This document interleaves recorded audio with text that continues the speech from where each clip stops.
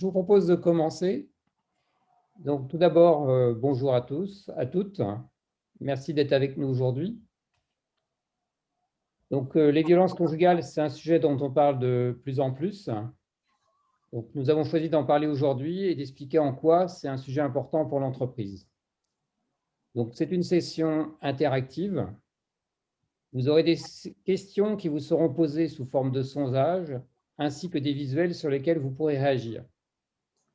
Vous pourrez aussi exprimer vos commentaires et poser des questions au fur et à mesure dans le chat. Donc, nos différents intervenants pourront y répondre au fil de l'eau. Et en fin de session, je reprendrai certaines des questions que je poserai à nos invités.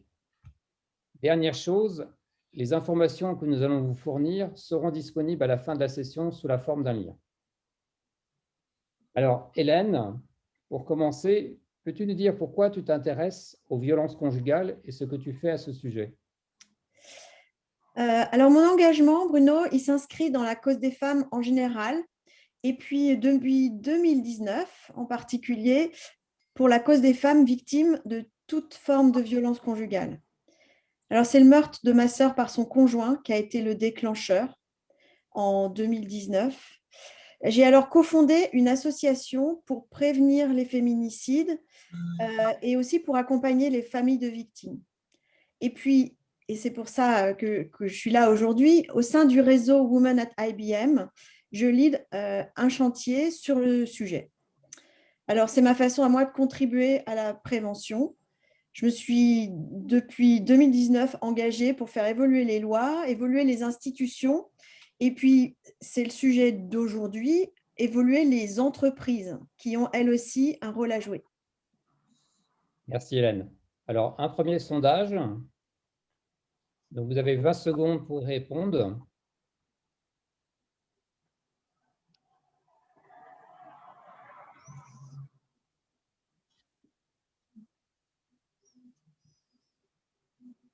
Encore 5 secondes.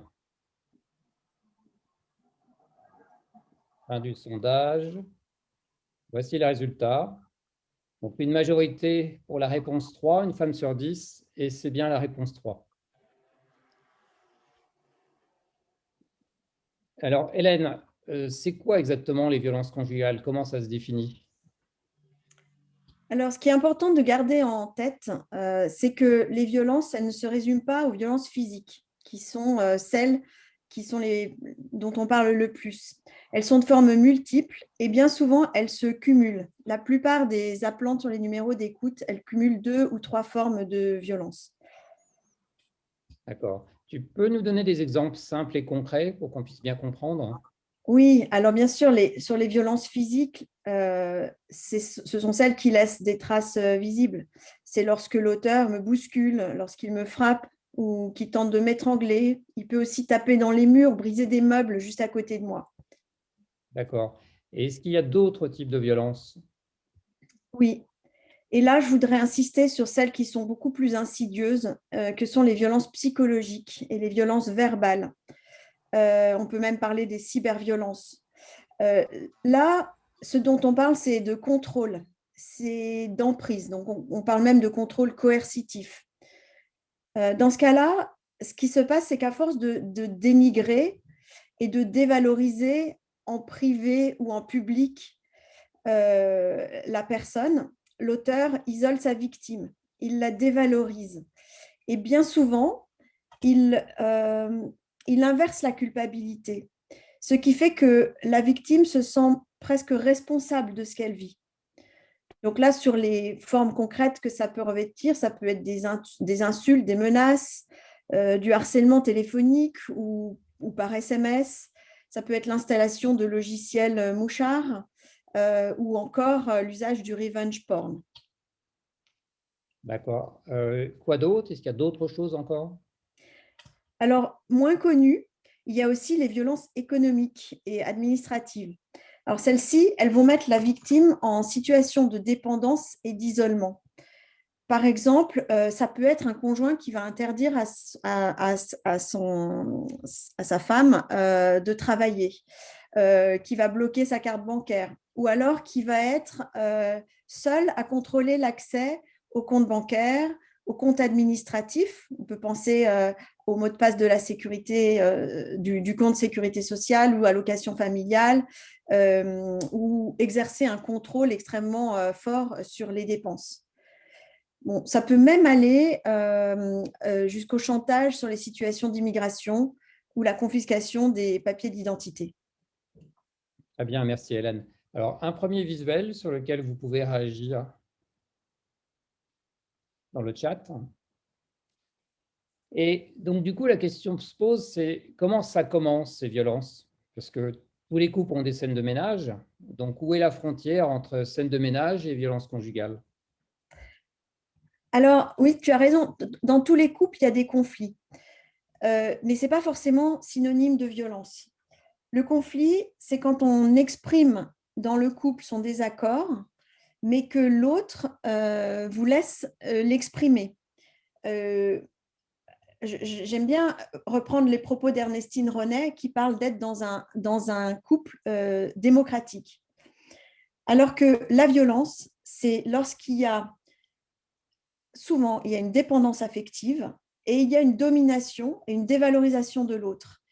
Là, on change de braquet. On est dans un couple totalitaire et on décide de tout. Une personne décide de tout et entrave la liberté de l'autre.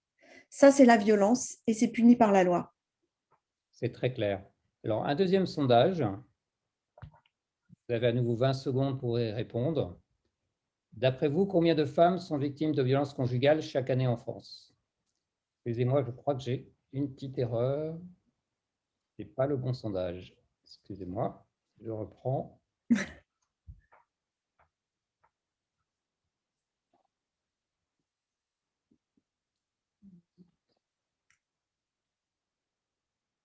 Voilà, c'est le bon sondage.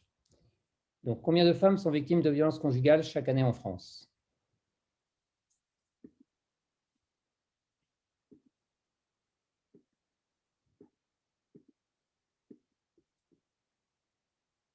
Encore quelques secondes. Fin du sondage. Il y a une majorité de réponse 3, 320 000. La bonne réponse, c'est la seconde, 220 000 victimes de violences conjugales chaque année. Alors, Hélène, justement, puisqu'on a ce chiffre, peux-tu nous parler de l'ampleur de ce phénomène? Oui, alors on peut reprendre les chiffres du ministère de l'Intérieur, par exemple ceux des féminicides. Donc en 2019, le ministère de l'Intérieur en a décompté 146. Ça, c'est seulement la pointe visible de l'iceberg. Parce que, comme tu le disais tout à l'heure, c'est plus de 220 000 femmes qui sont victimes de violences conjugales chaque année. Et si on ajoute au chiffre des féminicides les plus de 200 suicides forcés chaque année, en fait, c'est une femme par jour qui meurt de cette violence. C'est vraiment énorme. Alors, un autre visuel sur lequel vous pouvez réagir. Et du coup, se pose aussi la question, c'est savoir qui ça touche, ces violences conjugales. Est-ce qu'il y a une catégorie sociale en particulier? Il n'y a pas de catégorie sociale en particulier. Et c'est une des raisons de mon engagement. C'est qu'en fait, ce que je veux expliquer, c'est que ça touche absolument tout le monde. Ce n'est pas un type de couple en particulier, ce n'est pas un âge en particulier, ni une classe sociale. Il faut absolument réussir à déconstruire ce stéréotype. Ces crimes, ils sont majoritairement pas commis sur fond d'alcoolisme, de culture étrangère ou de chômage. 22%, en 2019, 22% de ces meurtres, seulement 22% ont été perpétrés sous l'emprise de l'alcool. 82% des auteurs étaient français. Et plus de 40% des victimes avaient un travail. D'accord. Un nouveau visuel. Je vous laisse réagir dans le chat. Alors, pourquoi est-ce qu'on en parle ici? Est-ce que ça n'est pas du domaine privé? Ces violences, Bruno, elles ne s'arrêtent pas aux portes de l'entreprise, en fait. La porosité qui existe entre la vie privée et la vie professionnelle, elle est de plus en plus grande. Et vous le savez tous, en particulier avec le confinement. Donc, quand on subit ces violences, on ne peut pas les subir à la maison et travailler sereinement. On ne peut pas rester concentré comme si rien n'était arrivé. Est-ce que tu pourrais nous donner des exemples parlants, Hélène? Oui, quand on est harcelé, quand on est maltraité, quand on est violenté, on est en état d'épuisement. Épuisement physique d'abord, épuisement émotionnel également. Et on peut, quand on est dans une situation de travail, être en pleurs, avoir du mal à faire face à sa charge professionnelle, tout simplement. On peut aussi être, et ça on va en reparler tout à l'heure lorsqu'on va expliquer ce qui se fait dans certaines entreprises pour accompagner les personnes victimes de violences, mais on peut être amené à s'absenter, on peut être empêché de venir au travail ou retardé. Donc, les jours de travail perdus pour une entreprise, ça va entre 5 jours et demi et 33 jours par an. Donc, ce n'est pas neutre.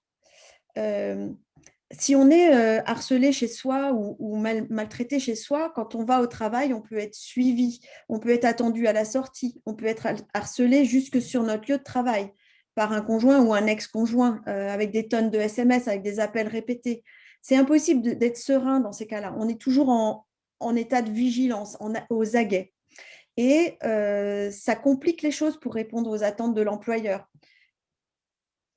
Si on nous demande de modifier nos horaires, ça peut être une véritable crise qui va avoir lieu à la maison. Donc, on hésite à le faire. Partir en déplacement, ça peut être un problème.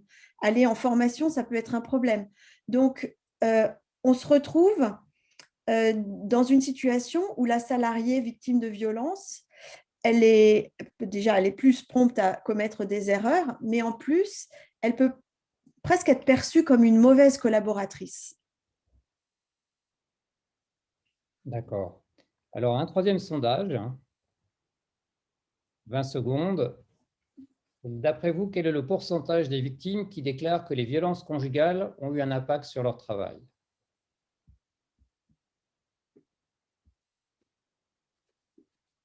Encore 5 secondes.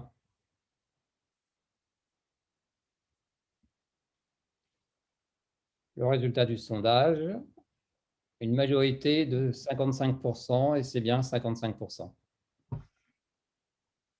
Un petit visuel aussi pour que vous puissiez réagir. S'il veut bien s'afficher, le voilà.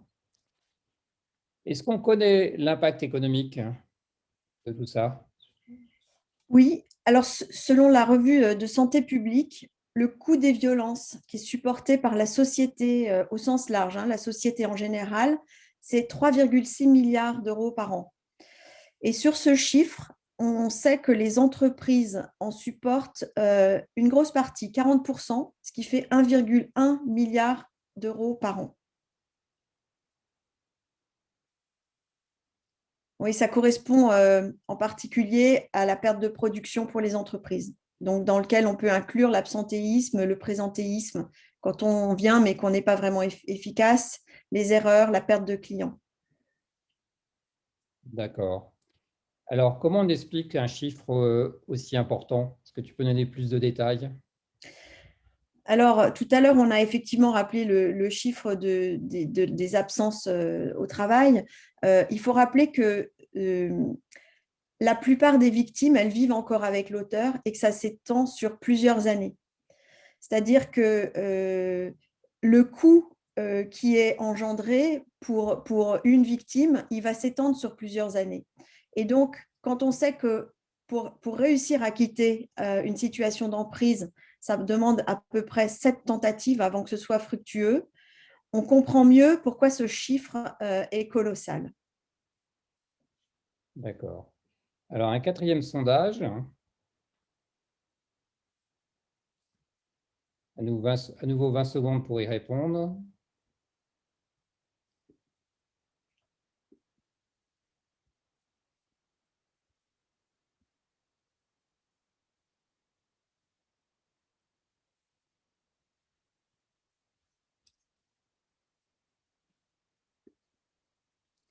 Alors, le résultat, 75% sur la réponse 1, et c'est bien la réponse 1, effectivement.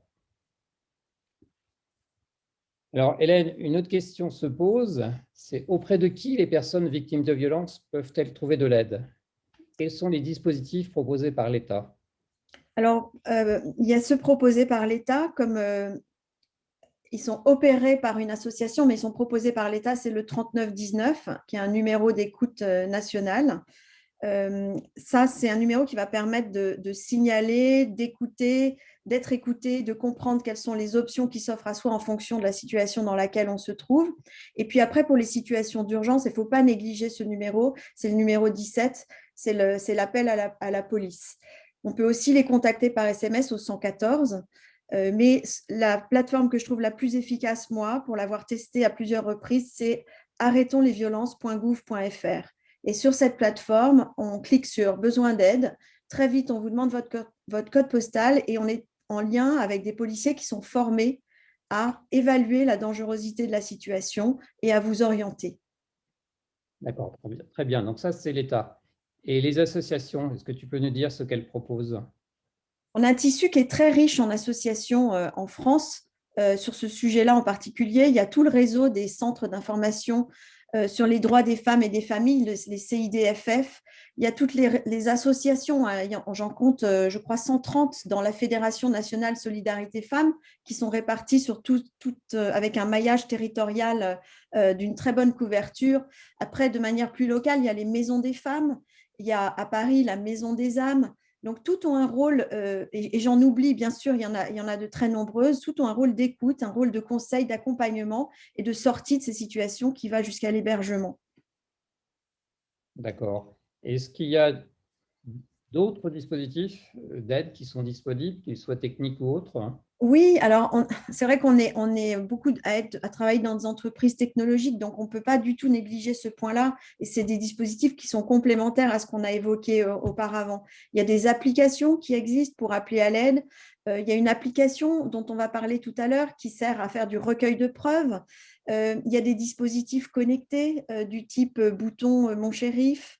Il y a des signaux d'alerte comme le point noir qu'on inscrit dans sa main et je suis désolée, j'ai oublié de le faire, qui permet de signaler lors d'une visio qu'on est en danger ou dans des lieux d'accueil.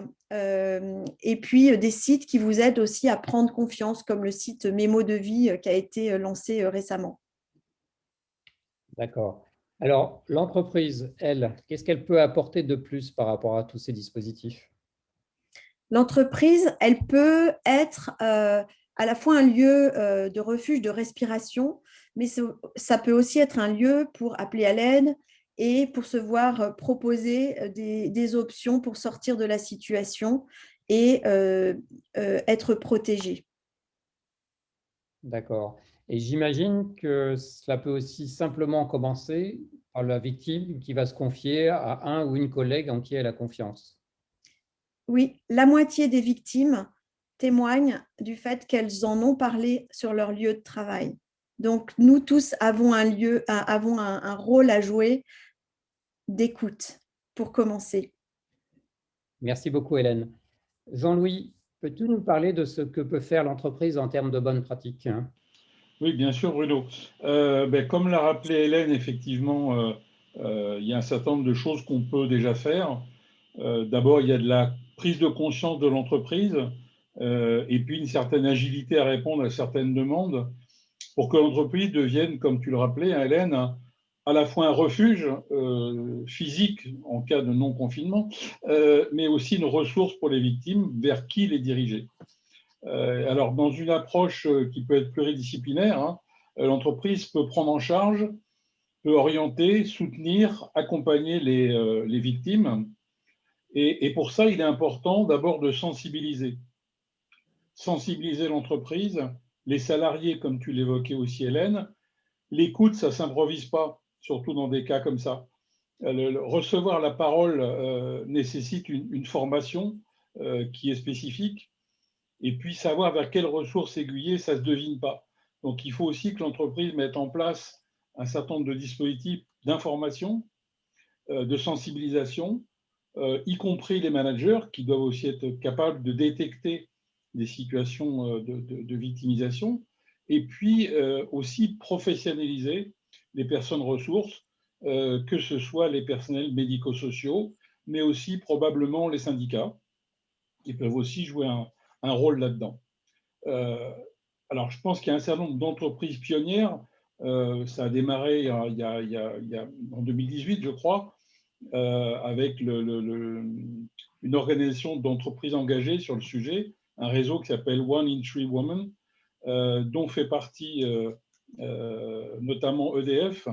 Et EDF a mis en place un certain nombre de choses, était une des premières entreprises à mettre en place un certain nombre de dispositifs qu'il est fortement urgent de copier ou de s'inspirer. Yann, est-ce que tu peux nous parler un peu de tous ces dispositifs? Oui, volontiers Jean-Louis, et merci pour la source d'inspiration. Donc effectivement, EDF a développé et mis en place depuis plusieurs années une offre assez concrète de soutien et de maintien dans l'emploi. Peut-être un petit aparté du coup sur le cheminement qui a été le nôtre. En fait, EDF s'est intéressé à ce sujet fin 2014, début 2015, au moment où naissait dans le paysage européen un projet qui s'appelait CARV et qui visait justement à sensibiliser les employeurs sur le rôle qu'ils pouvaient jouer sur ces questions de violence conjugale et intrafamiliale. Nous en avons fait dans la foulée un sujet de dialogue social et un objet spécifique dans notre accord égalité professionnelle dès les négociations que nous avons conduites en 2016. Nous avons ensuite conclu un partenariat avec une association spécialisée. Hélène rappelait tout à l'heure l'importance et la richesse de ce tissu associatif. Donc, ce sont des acteurs sur lesquels les entreprises peuvent s'appuyer. C'est ce que nous avons fait. Cette association, elle nous a aidés sur deux choses. D'abord, conduire un diagnostic en interne de l'entreprise pour nous aider à prendre conscience de ce qui faisait atout ou de ce qui faisait faiblesse dans la prise en charge spontanée qu'on avait de ce type de situation lorsqu'on en était prévenu. Et puis, deuxième grand sujet sur lequel elle nous a accompagnés, ensuite, développer cette fameuse offre opérationnelle que je vais tenter d'illustrer maintenant. Peut-être, juste avant de rentrer dans le détail de cette offre, vous donner un chiffre qui me semble important. L'année dernière, c'est-à-dire en 2020, EDF a accompagné 120 salariés victimes. L'année précédente, c'était un peu plus de 140. Donc, vous voyez que ce ne sont pas non plus des chiffres qui sont si petits que ça et que ça mérite notre attention. Alors, je vous propose du coup de revenir maintenant assez Tu peux sur un plan pratique. Excuse-moi, Yann, tu peux remettre ça en rapport avec le nombre d'employés chez EDF? Oui, alors là, ce sont des statistiques qui ont été faites sur deux entreprises du groupe, qui sont EDF SA, la maison mère, et Enedis, notre filiale de distribution. Et on est grosso modo sur un peu plus de 85 000 salariés en France. Donc voilà, c'est ça l'ordre de grandeur du nombre de situations sur lesquelles nous avons eu une offre d'accompagnement. Et bien entendu, Hélène l'a rappelé tout à l'heure, ça n'est que la petite partie immergée de l'iceberg, puisque nous savons, et par ailleurs, du point de vue démographique, qu'il n'y ait pas de raison qu'à EDF comme ailleurs, on n'ait pas une femme sur 10 concernée au cours de sa vie. Donc, a priori, ça, ce ne sont que les salariés qui ont choisi de libérer la parole. Et je vois qu'il y a une question sur le taux de femmes à EDF. Alors, il y a 30% de femmes à EDF et un peu plus de 25% de femmes à Enedis dans les deux structures que je viens de vous citer. Voilà, alors ce que je vous propose maintenant, c'est de revenir sur cette posture d'entreprise ressource. Concrètement, comment ça peut se manifester. Donc, peut-être pour commencer, on va reparler de la question de l'organisation et de l'aménagement du temps de travail. Hélène rappelait à quel point l'emprise peut être pénible pour des salariés victimes. L'idée, en fait, pour nous, ça a été de réfléchir à redonner du souffle et des libertés à des salariés victimes et qui vivaient cette emprise par ailleurs. Et de ce point de vue, l'idée, c'est surtout de regarder toutes les flexibilités possibles en fonction des activités, bien sûr, et du métier, du type changement d'horaire, horaire flexible, travail sur des sites distants, télétravail hors domicile, bien sûr, qui peuvent être des solutions bienvenues de manière plus ou moins temporaire et en fonction de la situation à laquelle on est confronté. L'idée, c'est aussi d'accompagner avec bienveillance les besoins d'absence, soit ponctuels, comme par exemple les temps nécessaires pour les démarches administratives et juridiques de la victime, soit des besoins qui vont être liés à des organisations familiales à retrouver lorsque les salariés sont en train de sortir progressivement de la situation de violence qu'ils subissent. La bienveillance, c'est aussi la capacité peut-être parfois à requalifier a posteriori des absences pour faire en sorte que les victimes puissent garder un crédit en congé aussi, parce que les congés, pour ces personnes-là, c'est d'autant plus important d'en avoir. Donc, il faut quelque part avoir cette vigilance et ce suivi managérial et RH à ce moment-là. Un autre exemple qui vient aussi en écho de violences que décrivait tout à l'heure Hélène, je parle là des violences administratives. L'idée, c'est que l'entreprise peut apporter à des salariés qui seraient privés de tout accès à leurs papiers d'identité ou à leurs documents administratifs un peu clés, on peut leur apporter des solutions parce qu'il se trouve que nos équipes de gestion de contrat de travail ont des copies de beaucoup de ces documents qui peuvent être utiles et peuvent les fournir aux salariés. Parfois, on les a même d'ailleurs en copie certifiée conforme, ce qui leur donne une valeur juridique plus probante. Tout ça, ça peut permettre, par exemple, d'ouvrir un compte bancaire de manière assez discrète.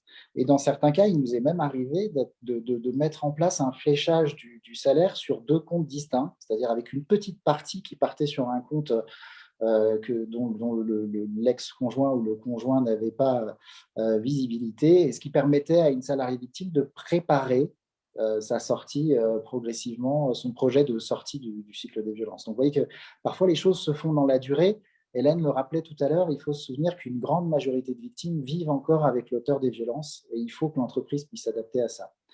Un point encore qui est intéressant, c'est vrai que pour des raisons qui n'ont rien à voir, qui sont souvent liées à la mise en place dans les entreprises des bulletins de paie dématérialisés, on a pu développer dans les entreprises des coffres-forts numériques qui peuvent offrir des solutions de stockage des documents utiles pour les salariés et qui deviennent des atouts, notamment dans ces situations de violence. Peut-être qu'on peut prendre aussi 2 minutes pour parler de la question des situations financières très tendues que vivent ces salariés, des situations qui sont d'autant plus tendues si elles doivent quitter le domicile conjugal.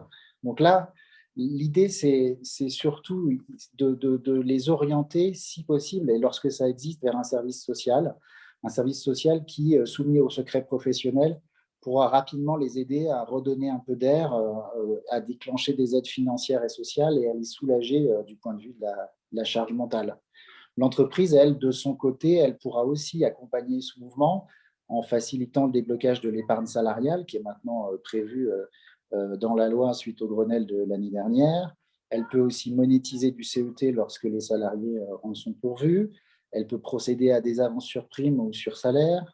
Et elle peut, un peu comme on le fait à EDF, imaginer d'autres dispositifs, comme par exemple la prise en charge exceptionnelle et temporaire des coûts de garde d'enfants, le temps qu'une famille monoparentale retrouve une organisation, ou mettre en place des indemnités que je qualifierais de secours immédiat, qu'on peut verser d'ailleurs en capital ou en rente, et qui ont cette particularité de n'être ni chargées fiscalement et socialement pour l'entreprise, et ni incluses dans l'assiette des revenus fiscaux de la victime.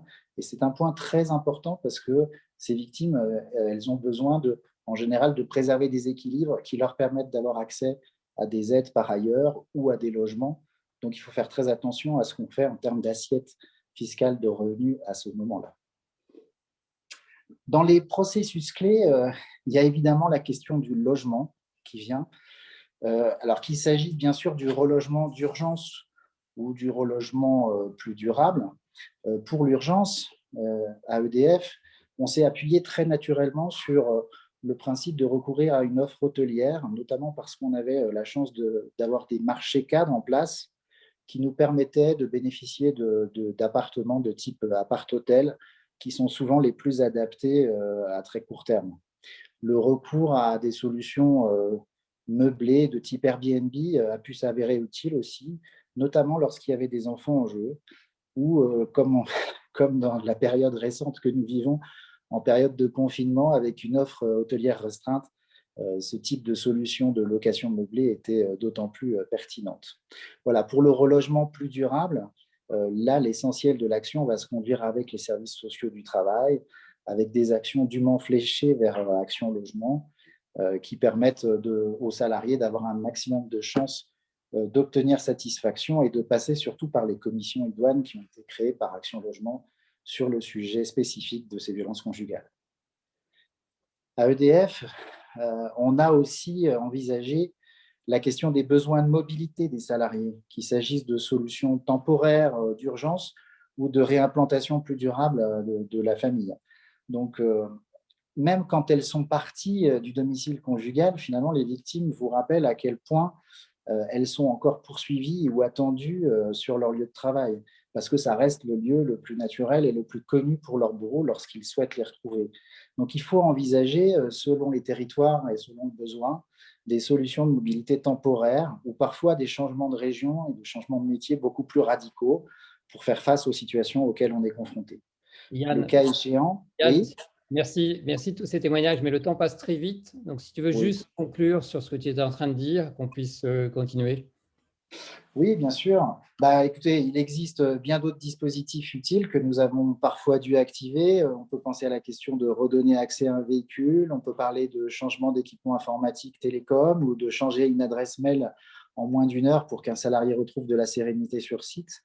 Il y a aussi évidemment la question de la sécurité sur site et aux abords du site. Et finalement, la liste n'est pas exhaustive, mais l'essentiel, c'est d'essayer de créer un cadre où toutes les parties prenantes à l'intérieur d'une entreprise pourront se mobiliser. Et je pense, Jean-Louis, que ce serait bien que tu reviennes éventuellement sur ce point.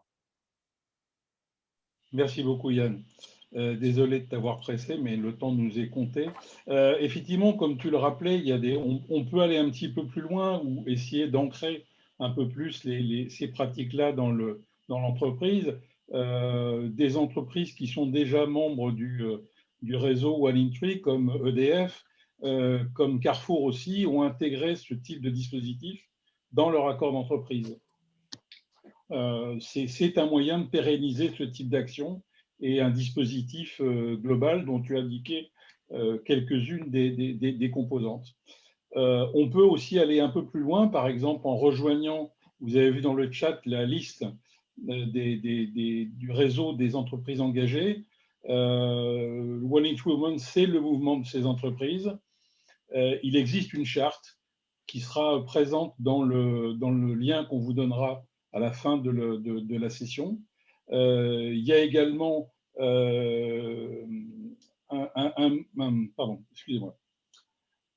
un point important qui a été fait avec ce réseau dans le cadre d'un projet européen qui s'appelle CEASE, CEASE, qui est juste derrière Bruno, et qui a conçu notamment un e-learning qui est disponible en français, mais aussi dans plusieurs langages de façon totalement gratuite.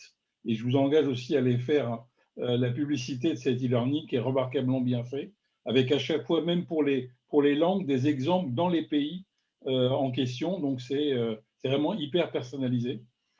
Et puis, il y a également aussi, si vous voulez, justifier un petit peu la démarche de votre entreprise, il y a également une étude d'impact sur le cadre de travail qui a été réalisée par 6 de ces entreprises engagées. Donc, c'est remarquablement bien fait. Donc, tous ces liens vous seront donnés en fin de session. Il y a également tout ce qu'on peut faire, et Hélène et Yann en ont parlé, le réseau des associations qui sont nombreuses à œuvrer dans ces thèmes-là. Hélène a parlé de l'association qu'elle avait co-créée, autant lui donner son nom, hein, c'est l'Union nationale des familles de féminicides. EDF travaille sur l'aspect logement sur l'association Une femme, un toit. Et puis celle qu'on a aussi envie dont on a envie de vous parler, c'est une association qui s'appelle eHope, Help for Hope, qui est dirigée par une femme qui vient de la tech, puisqu'elle a travaillé longtemps chez Cisco, qui est aussi très engagée dans les réseaux de femmes, puisqu'elle a été présidente de European Professional Women Network, et enfin que sa solution est basée, la solution qu'elle propose est basée sur une technologie blockchain qui est encore aussi très tech, et j'aimerais que Sandy Becky nous présente sa solution. Merci Jean-Louis, bonjour à toutes et tous. Donc effectivement, je vais vous parler de cette association qui a été créée en avril 2019, donc c'est assez récent, et je voudrais, pour en parler, repartir d'un des chiffres que vous avez vu dans un des sketch notes que Bruno a partagé sur le fait qu'aujourd'hui, on a quand même moins d'une victime sur 8, donc moins d'une femme sur 8 qui se tourne vers des professionnels de santé, vers des associations ou qui portent plainte.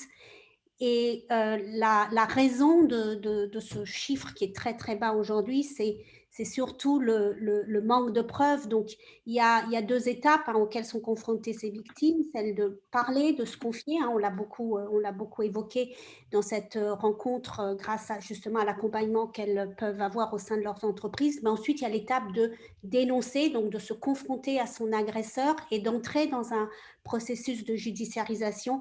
Et là, il y a un élément qui est absolument indispensable, c'est la capacité à produire des preuves. Et on sait que grâce aux chiffres des différents rapports de ministère de la Justice, que 80% des plaintes dans un contexte de violence conjugale sont classées sans suite parce qu'il y a un manque de preuves suffisantes ou carrément absence de preuves suffisantes. Donc c'est sur ce terrain de la preuve que l'on a voulu intervenir en tant qu'association en développant une application mobile qui est compatible iOS, Android, qui a été lancée en juin 2020. Donc, vous pouvez toutes et tous la télécharger. Donc, elle porte le même nom que l'association eHope et elle fonctionne en 3 temps.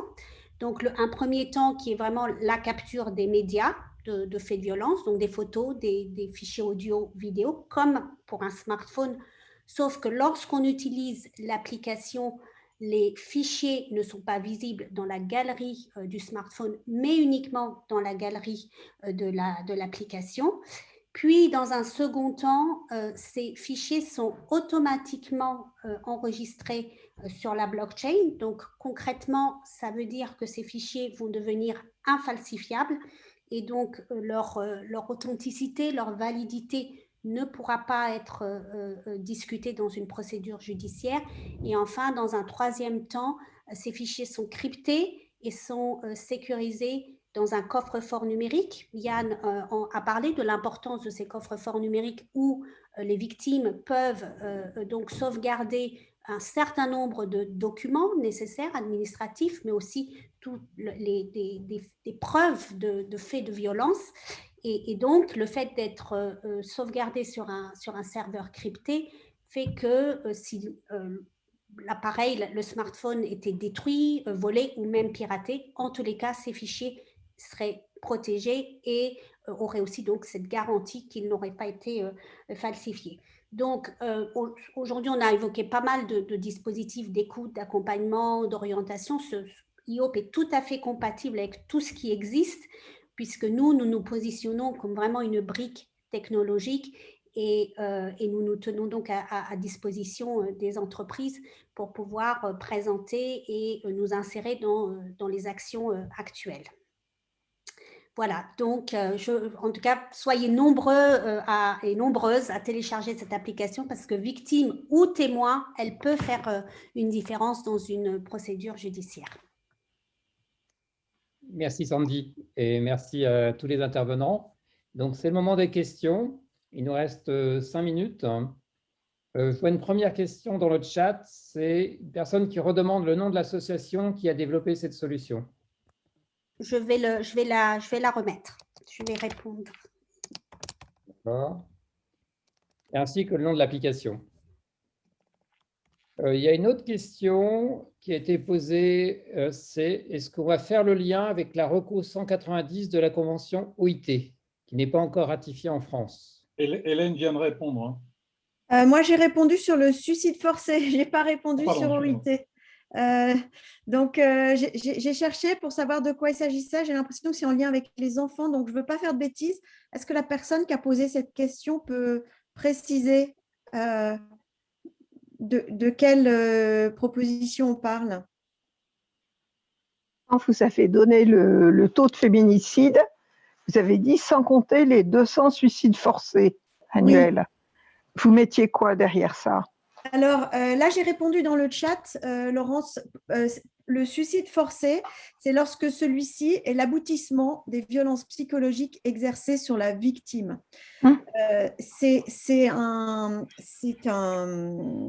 C'est passé dans la loi à fin 2019, début 2020. Aujourd'hui, il est rentré dans le code pénal comme une circonstance aggravante du harcèlement moral. Alors, ça s'applique aux violences conjugales, mais pas seulement. Ça s'applique à tous les cas de harcèlement moral. Alors, moi, j'ai cité l'experte en la matière qui dirigeait le groupe de travail qui a fait passer ce sujet dans la loi. C'est Yael Mellul. Je vous ai remis un lien vers un article qui parle de ça. Et à l'intérieur de l'article, on peut même faire un drill down sur suicide forcé, où je trouve que c'est vraiment très bien expliqué, où on explique bien qu'il ne faut pas se tromper entre conséquences et causes. Parce qu'on a vite fait d'opposer tout ce qui ne va pas chez la victime en termes psychiatriques et psychologiques avant le suicide pour repousser l'hypothèse du suicide forcé, alors qu'en réalité, c'est toute la violence qui est exercée qui cause ces dysfonctionnements psychologiques et qui pousse au suicide. Voilà. Et Yael Mellul conduit actuellement un autre groupe de travail qui va parler des enfants, puisque j'ai vu qu'on avait parlé des enfants dans le chat, des violences psychologiques que subissent les enfants dans le cadre du harcèlement scolaire et dans le cadre des violences conjugales, puisqu'ils sont victimes collatérales. Excuse-moi de t'interrompre, si on va avoir le temps de prendre d'autres questions. Ouais. J'ai répondu aux 2 questions, enfants et suicide forcé. Tout à fait. Merci. Est-ce qu'il y a d'autres questions ou des choses qui vous interpellent en particulier? Parce que je ne vois plus de questions dans le chat. Alors, il y a une question sur comment se former au recueil de la parole des victimes de violences conjugales. Moi là-dessus, j'ai vu des bonnes formations chez nous toutes.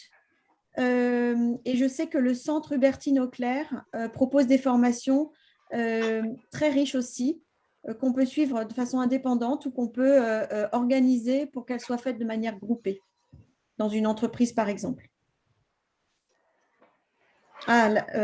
AVFT, l'association de violences faites aux femmes. D'accord. Ouais. Ils sont très bien. Ok, merci beaucoup. Note pour moi. Tu peux éventuellement le mettre dans le chat, que tout le monde puisse en profiter. Je l'ai mis dans le chat. Ah, pardon, excuse-moi. Enfin, j'ai mis que l'acronyme. AVFT, ok, d'accord. Okay. Merci, Isabelle. Il y a une question, c'est quel est le rôle de la médecine du travail? Peut-être Yann, non? Oui, si vous voulez, la médecine du travail, elle a à la fois un rôle clé et en même temps, contrairement à ce qu'on pourrait penser, elle a besoin d'être formée sur le sujet. Je pense que, en tout cas, c'est ce qu'on a constaté, nous, suite au diagnostic qu'on avait conduit avec l'association. Les équipes médicales au sens large, parce qu'on parle du médecin, mais aussi des infirmières, des assistants médicaux, etc., qui sont en contact des salariés, aujourd'hui ont tous été formés sur ce sujet-là pendant au moins une journée par l'association, parce que c'est un sujet un peu méconnu et qu'on reproche souvent à la médecine du travail de ne pas avoir de questionnement systématique autour de ces questions-là lors des visites, etc. Donc, ça peut être une ressource précieuse. Les équipes médico-sociales, j'en ai parlé, travaillent très bien ensemble sur ce sujet, mais elles travaillent d'autant mieux si elles sont formées. Donc, il faut faire attention à ce que ce sujet-là soit connu et pris en charge par eux. D'accord, très bien, merci Yann. On arrive quasiment au bout de notre session. Je vois une dernière question qui demandait de faire une synthèse. Alors, je propose de commencer et si vous voulez, les autres intervenants veulent ajouter quelque chose. Donc, ce qu'on a voulu mettre en lumière, c'est que vous compreniez bien que c'est un véritable enjeu pour l'entreprise, qu'il n'y a pas de frontière entre la vie familiale et la vie de l'entreprise. On est la même personne quand on est au travail que quand on est chez soi. D'accord ? C'est un vrai impact sur l'entreprise et que l'entreprise, en tout cas toutes celles qui ont déjà signé la charte, s'engagent justement là-dessus. Jean-Louis, tu veux peut-être rajouter quelque chose? Oui, je pense qu'effectivement, il y a un vrai rôle, au-delà de l'aspect humain et responsabilité de l'entreprise vis-à-vis de garder ses salariés en bonne santé. Et donc, il y a une vraie préoccupation humaine et aussi légale sur le sujet. Je pense que ça permet aussi de développer peut-être une attention à l'autre un peu différente. On sait effectivement qu'il y a eu, notamment pendant le deuxième confinement, 60% d'augmentation des violences conjugales. Peut-être en prêtant un peu plus attention à l'attitude qu'on peut avoir nos collègues dans des calls qu'on peut avoir au jour le jour et ne pas hésiter à si on a un doute, à les contacter, à demander si on peut aider à quoi que ce soit en étant suffisamment discret. Mais je pense que faire un petit peu plus attention aux autres, surtout pendant ces périodes de confinement. Ça fait partie du rôle que chacun on peut jouer, à la fois pour détecter et pour éventuellement prêter assistance aux victimes. Très bien, merci Jean-Louis. Hélène, tu veux rajouter un mot? Moi, je dirais que c'est beaucoup une question d'envie, que ce n'est pas seulement une question de moyens, et qu'à partir du moment où dans l'entreprise, on a des personnes qui sont sensibilisées et qui ont l'envie de faire avancer un projet comme celui-ci, il peut exister, quelle que soit la forme et quelle que soit l'ampleur. Voilà, il ne faut pas avoir peur de le faire démarrer. Oui, ce qui répond un petit peu à la dernière question, je pense. Et Yann, un dernier mot peut-être? Et je vous propose d'arrêter là après. D'accord, bah écoute, moi d'abord j'adore la conclusion d'Hélène et puis peut-être juste un mot pour faire la passerelle avec le sujet des violences au travail sur lequel toutes les entreprises se sont engagées naturellement ces dernières années. L'expérience d'EDF, c'est qu'en traitant ce sujet, on accompagne parfois des couples parce que de fait, vous êtes employeur et de la victime et de son bourreau. Et dans ce cas-là, il faut se souvenir que tout ce qui va être poursuite de l'ex-conjoint quitté à travers des outils de travail ou sur le lieu de travail ou dans l'environnement de travail relève de questions de harcèlement moral ou de harcèlement sexuel et on sera amené à les traiter de toute façon. Donc, ce n'est pas inintéressant aussi de faire la passerelle avec la question des violences au travail sur lequel je pense que 100% des entreprises aujourd'hui sont engagées, ne serait-ce que compte tenu des obligations légales en la matière. Parfait. Merci Yann, donc merci pour ce mot de la fin. Donc, merci pour votre participation. J'espère que vous avez eu toutes les informations que vous étiez venu chercher. Et n'hésitez pas à revenir vers nous si vous en sentez le besoin. Merci.